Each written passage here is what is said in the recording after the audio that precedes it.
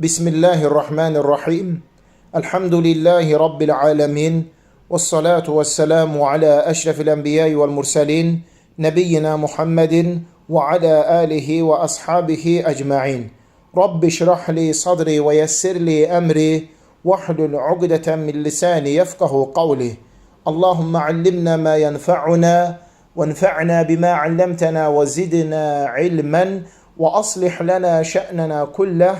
وَلَا تَكِلْنَا إِلَى أَنْفُسِنَا طَرْفَةَ عَيْنٍ. Əziz, qiymətli qardaşlar, dəyərli bacılar, Allah Taala'nın müvəffəqiyyəti, onun yardımı və köməkliyi ilə böyük hədis alimi Hafiz Ən-Nəvəvi rahimehullahın 40 hədis kitabını oxumağa davam edirik.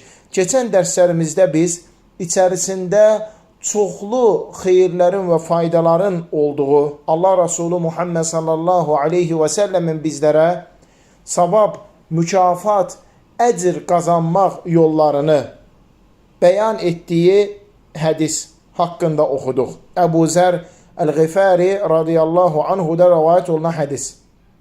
İnsanlardan, səhabələrdən bir dəstə, bir qrup gəlirlər Allah Resulü sallallahu aleyhi və səlləmin yanına və deyirlər ki, ey Allahın nəbisi, mal mülk sahibləri bütün xeyirləri, bütün savabları götürüb getdilər. Onlar da bizim namaz qıldığımız kimi namaz qılırlar, oruç tutduğumuz kimi oruç tuturlar və mallarından artığın Allah yolunda sədəqə verirlər. Yəni, onlar istəyirlərdi ki, onlar qədər savablar qazansınlar, xeyirlərə, mükafatlara çatsınlar, namazla, orucla, bunlardan savayı Allah yolunda nələri edən zaman insan əlavə savab və mükafatlar qazanır. Allah Resulü Muhammed sallallahu aleyhi və səlləm onlara deyir ki, bəyəm siz Allahın sizlər üçün nələri sədəqə olaraq təyin etdiyini bilmirsiniz? Hər bir Subhanallah sözü demək sədəqədir. Hər bir Allahu Ekber sözü demək sədəqədir. Hər bir Elhamdülillah sözü demək sədəqədir. Hər bir La ilahe illallah demək sədəqədir. Yaxşılığı əmr etmək sədəqədir. Pis işlərdən çəkindirmək sədəqədir. Hətta sizdən birinizin yaxınlıq etməsi, ailəsi ilə halal münasibətdə olması sədəqədir. Dedilər ki, ya Rasulallah, bizdən birinə şəhvani istək və arzu gəlir və o buna görə savab mükafat qazanır. Allah Resulü sallallahu aleyhi və səlləm deyir ki, mənə bir deyin görüm, əgər o istək və arzusunu haram yollarla təmin etsəydi, buna görə günah qazanmırdı mı? Eləcə də halal yolda təmin etdiyinə görə savab və mükafat qazanır. Bizlər bu hədisin, yəni böyük əksəriyyətini oxumuşduq. Bugün isə son hissəsini oxuyuruq. Allah Resulü sallallahu aleyhi və səlləm buyurur ki, sizdən birinizin təbii ehtiyacını, şəhvani istək və arzusunu halal yolla qarşılaması onun üçün sədəqədir. Yəni, insana demək, istək və arzular gəlir. Allah subhanahu və teala onu belə yaradıb. Ona istək gəlir, arzu gəlir və o, bu istək və arzusunu halal yolla, yəni şəriətin buyurduğu qaydada qarşılayırsa, buna görə o savab və mükafat qazanır. Allah subhanahu və teala həm kişilərə, həm qadınlara, həm də digər yaratdıqlarına bu istəyi və arzunu qoyub. Burada xeyirlər var. Ən birinci, insanı imtihan edib sınaqdan keçirmək üçün, ikinci isə ona xeyirlər, faydalar, məsləhətlər olması üçün.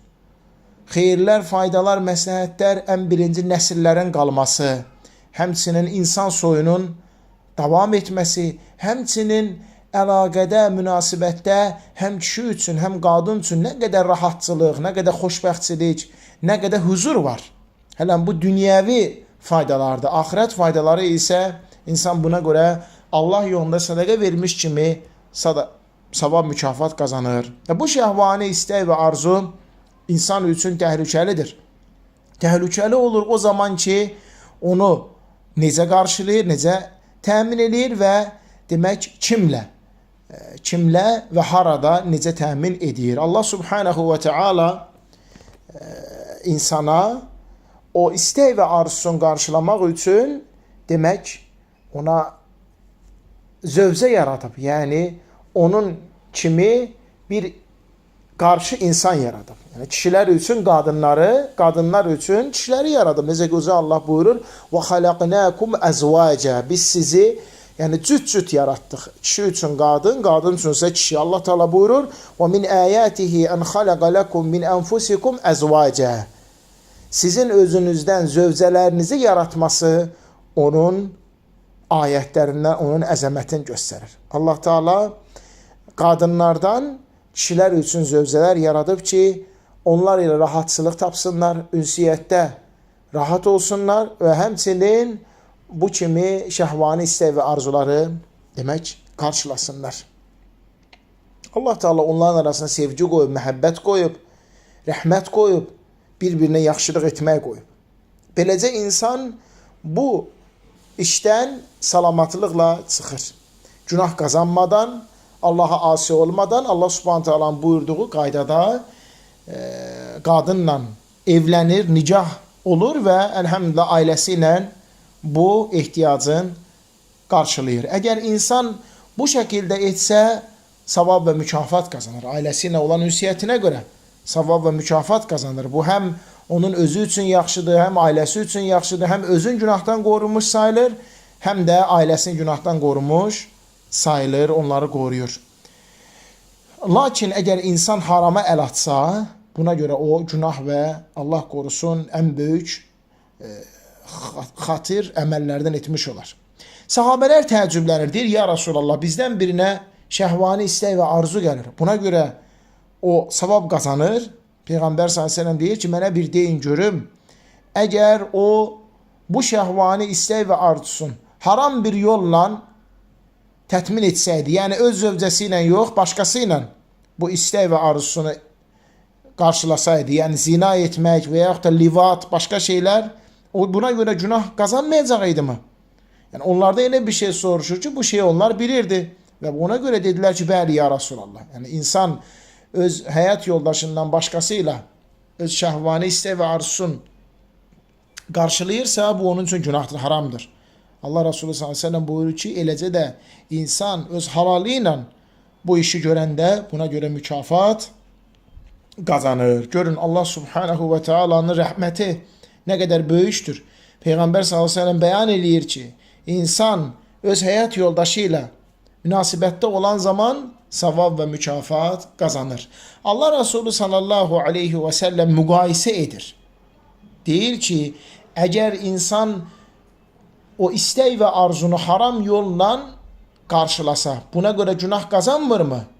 Eləcə də halal yolla qarşılayanda buna görə savab və mükafat qazanır və demək, burada qiyas edir Peyğəmbər sallallahu aleyhi və səlləm haram işlə, qadağa olunmuş işlə görəndə günah qazanır, savab və mükafat olan bir əməllə Allahın icazə verdiyi bir işlə eləyəndə isə savab və mükafat qazanır. Allah Teala buyurur: "Vellezine hum li furucihim hafizun." Onlar, o möminlər ayıb yerlərini qoruyarlar. İlla ala azvacihim, yalnız zövcələri bundan istisnadır. O məmləkət eymanuhum, yaxud da sahib olduğu cariləri fe innahum gayru melumin. Onlar buna görə qınanmazlar. Yəni Allah Subhanahu taala demək insanlara istər kişi olsun, istər qadın olsun, ədəb yerlərini qorumağı, yəni günah işlərdən əmr eləyir. Yalnız bir-birlərinə, yəni ər arvada, arvad ərə münasibət icazəlidir. Fəmən ibtəğa vəra'a zəlikə fəuləikə humul adun. Kim bundan artığına meyl etsə, yəni Allahın buyurduğu halal münasibətdən əlavəsinə meyl etsə, yəni zinaya, yəni digər insanın məsələn istək və arzusunun əllə tətmin etməsi, livat, hamısı nədir artıq? Ən böyük günahlardır. Allah Subhanahu və Teala zinaya çox böyük bir cəza qoyub. Dünyada və axirətdə gec-tez o insanı yaxalayır. Və dünyada onun cəzası həddir, axirətdə isə şiddətli əzabdır. Şiddətli əzabdır. Zina edən kişi və zina edən qadın cəhənnəmdə xüsusi əzab görürlər. Və əzabların üzərinə əzablar gəlir. Əzabların üzərinə əzablar gəlir. Necə ki, bu haqda hədislər vardır. Ona görə də ən böyük insanı həlak edən günahların başında zina gəlir. Allah Subhanahu taala nəinki zinanı qadağan edib, hətta zinaya yaxınlaşmağı belə qadağan etmişdir. O şey ki insanı zinaya aparır, o şey ki istək və arzu oyadır, qadağandır. Allah Subhanahu taala insan üçün ailəsini yaradıb təmiz, pak ailə ilə ünsiyyət qurub onlarla demək əlaqədə olmaq və kişinin öz qadını, qadının öz kişisi vardır, onlar ilə əlaqədə olmaq. Bu hədisdə əlavə faydalardan biri də demək dəlalət edir qiyasın səhih dəlil olması. Çünki Peyğəmbər s.ə.v burada qiyasdan istifadə eləyir. Və deyir ki, mənə bir deyin görüm, əgər insan istək və arzusun haram yolundan eləsə buna görə günah qazanmırmı?